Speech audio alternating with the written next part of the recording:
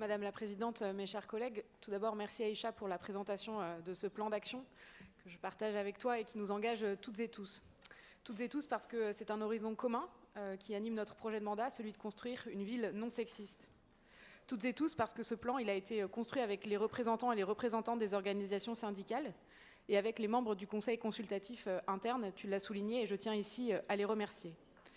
Ce travail est donc le fruit d'une ambition partagée, celle de faire de notre collectivité un lieu d'égalité entre les agentes et les agents.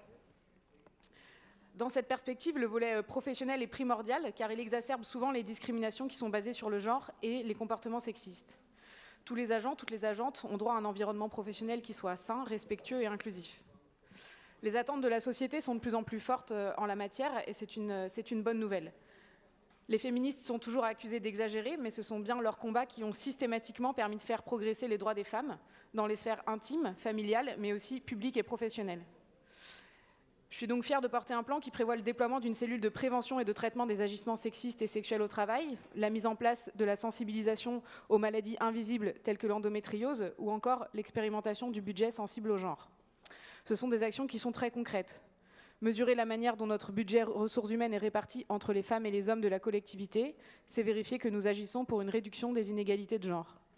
Mais aussi adapter nos locaux pour y installer des vestiaires féminins, c'est permettre une féminisation des métiers qui sont aujourd'hui majoritairement occupés par des hommes. Encore, accompagner les retours au poste après des congés maternité ou parentaux, c'est assurer aux agentes, car elles restent majoritaires à prendre un congé parental, un accueil qui soit adapté à leur situation personnelle et familiale. Je pourrais multiplier les exemples, je vais m'arrêter ici parce que le plan d'action est assez fourni. J'espère qu'il sera adopté à l'unanimité de ce Conseil. Il sera cependant nécessaire de garder un regard et une vigilance particulière aux questions de rémunération, en identifiant la manière selon laquelle le régime indemnitaire impactera l'écart entre les femmes et les hommes.